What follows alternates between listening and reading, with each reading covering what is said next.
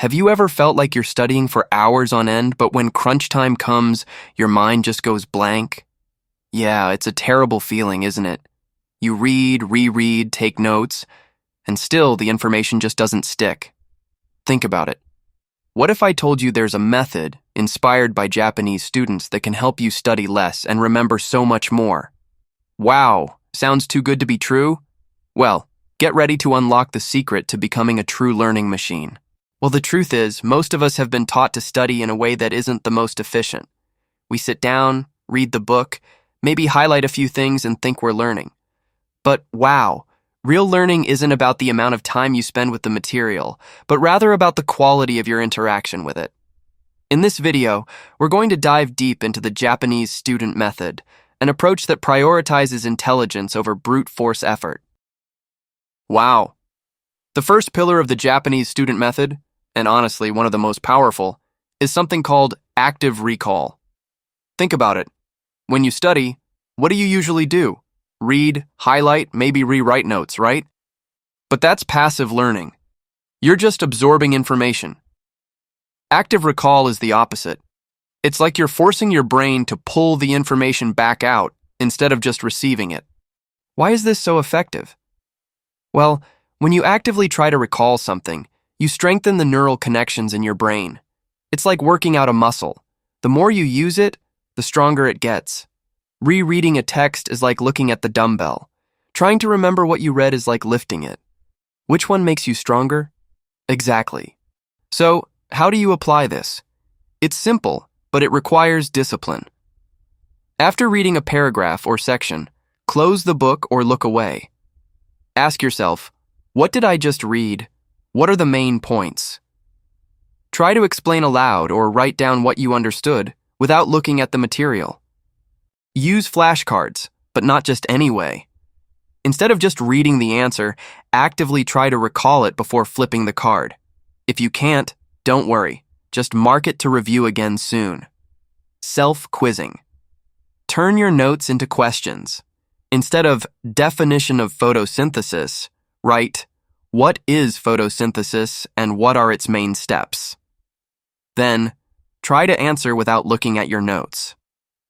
This technique might seem slower at first, but believe me, it will save you hours of studying in the long run because you'll be building a much more robust and accessible memory. It's about working smarter, not harder. Think about it. Now, if active recall is the muscle, then spaced repetition is the smart training that prevents that muscle from atrophying. Think about the famous forgetting curve. Yeah, that annoying thing that makes us forget most of what we've learned in just a few hours or days. But what if I told you we can trick that curve? Spaced repetition is exactly that. Reviewing material at increasing intervals over time. Instead of reviewing everything the next day, you review today, then in 3 days, then in a week, then in a month, and so on. Why does this work so well? Well, each time you review something just before you're about to forget it, you not only reinforce it, but you also increase the time it will take to forget it again. It's like you're telling your brain, hey, this information is important, keep it longer. How do you implement this? It's easier than it sounds, check it out. Smart flashcard systems, tools like Anki are masters at this. They use algorithms to show you the flashcards you need to review at just the right time based on your performance. It's almost magical. Review calendar. If you prefer the analog method, create a calendar. After learning a topic, schedule reviews for 1 day later, 3 days later, 7 days later, 15 days later, and 30 days later. Adjust as you feel you're forgetting or retaining well. Quick daily reviews. Dedicate 10-15 minutes a day to quickly review older topics. It doesn't have to be exhaustive, just enough to rekindle the memory. Combining active recall with spaced repetition is like having a learning superpower. You not only remember the information, but you keep it fresh in your mind for a very, very long time. It's the key to truly studying less and remembering more. Think about it. Now, what's the point of having the best active recall and spaced repetition techniques if you're constantly distracted? Not much, right? That's why the third pillar of the Japanese student method is about focused study sessions. Japanese culture, in many aspects, deeply values concentration and dedication to a single task. It's not about multitasking, but about monotasking with intensity. Think about it. How many times do you sit down to study, and 5 minutes later you're checking your phone, replying to a message, or scrolling through social media? Yeah, we all do it. But every time you get distracted, it takes your brain a while to get back to full focus. It's like trying to fill a bucket with a hole in it. No matter how much water you put in, it always leaks out. So, how do you create these super focused study sessions? Check out these practical tips. The Pomodoro technique. This one is classic for a reason. Work for 25 minutes without interruptions, then take a 5-minute break. After 4 Pomodoros, take a longer break of 15-30 minutes. This trains your brain to concentrate intensely for short periods. Eliminate distractions. Before you start, put your phone on airplane mode or in another room. Close unnecessary tabs on your computer. Let people around you know you'll be unavailable for a while. Create a clean and organized study environment. Set a clear goal. Before each session, know exactly what you want to accomplish. I will read Chapter 3 and make 10 flashcards is much better than I will study. A clear goal helps maintain focus. Use white noise or instrumental music. For some people, consistent ambient sound can help drown out distractions and improve concentration. Experiment and see if it works for you. Remember, it's not about the length of the session, but about the quality of your attention during it. 1 hour of focused study is worth much more than 3 hours of interrupted study. Think about it. So far, we've talked about how to force your brain to remember and how to optimize your study time. But, wow, what if I told you there's a way to make learning not only more effective, but also more intuitive and even fun? That's where mind maps and visual learning come in. The human brain is incredibly good at processing images and patterns. Think about it. You remember a face more easily than a name, right? Mind maps are a powerful visual tool that organizes information in a way that mirrors how your brain naturally thinks, non-linearly. Instead of lists and paragraphs, you have a central topic, with branches for main ideas and sub-branches for details. This not only helps you grasp the big picture, but also to see the connections between ideas. Why is this so effective? Well, when you create a mind map, you're actively processing and synthesizing information, not just copying. You use colors, images, symbols, which stimulates different parts of your brain and improves retention. It's like creating a roadmap of your knowledge. How to use this in practice? Check it out. Start from the center. Take a blank sheet of paper, or use a digital tool like MindMeister or Xmind, and place the main topic in the center. Branch out. Main topics. From the center, draw branches for the key concepts. Use a keyword or an image for each branch. Add details. From each main branch, add sub-branches for details, examples, and supporting information. Use different colors for each main branch to make the map more vibrant and easy to navigate. Use images and symbols. Whenever possible, replace words with images or symbols. This makes the map more memorable and stimulates creativity. Do it yourself. The beauty of a mind map lies in the creation process. Don't worry about being an artist. The important thing is that it makes sense to you. Visual learning isn't limited to mind maps. Use diagrams, flowcharts, simple drawings to explain complex concepts. Turn data into charts. The more you can see what you're learning, the easier it will be for your brain to store and retrieve that information. It's a super effective way to study less and remember more because you're using your brain's natural power. Think about it. So far, we've talked about specific techniques, but wow, the Japanese student method isn't just about tools, it's also about a mindset. And here comes the 5th pillar, the Kaizen philosophy. Have you heard of it? It's a Japanese term that means continuous improvement. Think about it. Instead of striving for perfection all at once, Kaizen teaches us to make small, consistent, and incremental improvements over time.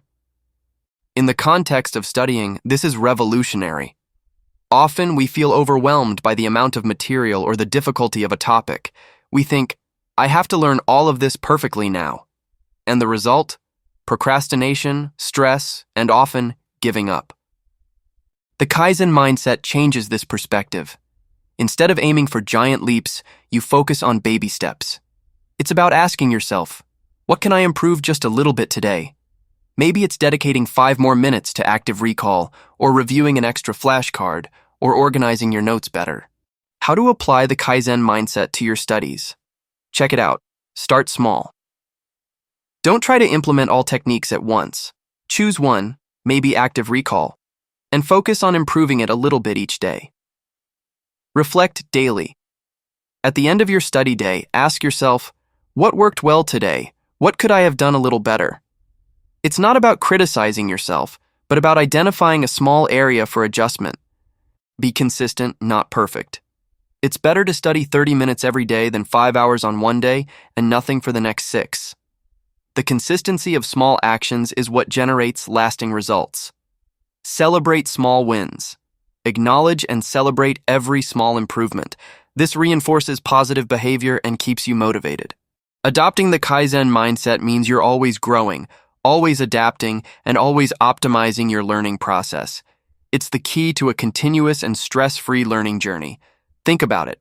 Well, now that you have these powerful tools, it's easy to feel excited and ready to conquer the world of studying. Yeah. But, wow, the journey to becoming a learning machine isn't always a bed of roses. There are common pitfalls that can throw you off track. Think about it. It's like learning to ride a bike. You'll fall a few times before you get the hang of it.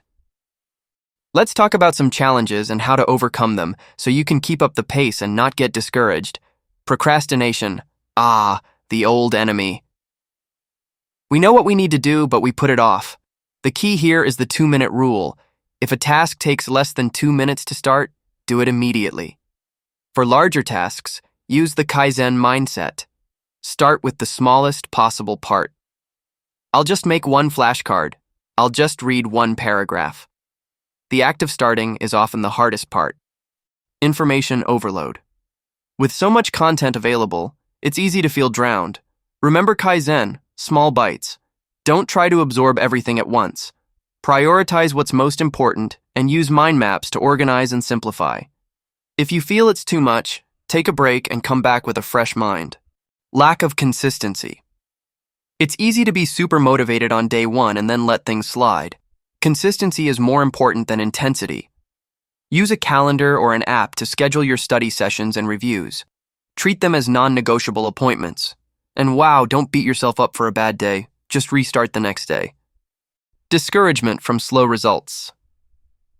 Sometimes we expect immediate results, but effective learning is a marathon, not a sprint. Trust the process. Small daily improvements add up to big results over time. Celebrate progress, not just perfection.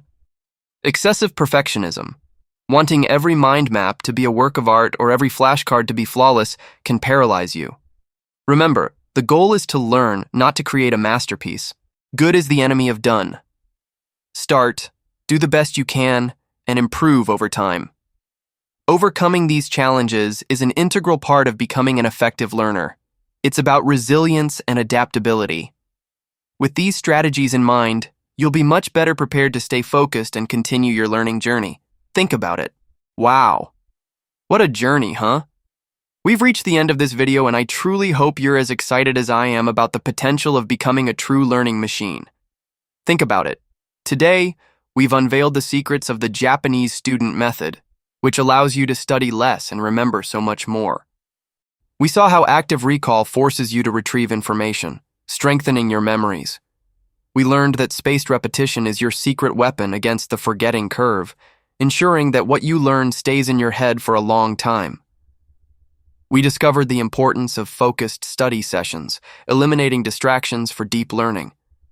We explored the power of mind maps and visual learning to organize and retain information intuitively. And of course, we embrace the Kaizen philosophy, continuous improvement in small steps, which makes learning sustainable and enjoyable. It's great to see in the comments of the previous video that you're enjoying our content. Keep supporting us. Now, the ball is in your court. It's not enough to just watch. You need to act. How about choosing one of these techniques, maybe active recall or the Pomodoro technique, and applying it today? And wow! I'd love to know which of these techniques you'll try first, or which one is already part of your study routine. Share in the comments below. Your experience might inspire someone else. And if you thought of someone who also needs to see this video to transform how they study, how about sending this video to that person? Let's build a community of smarter, more effective learners together. Don't forget to like the video if it helped you and subscribe to the channel for more amazing tips like these. See you next time.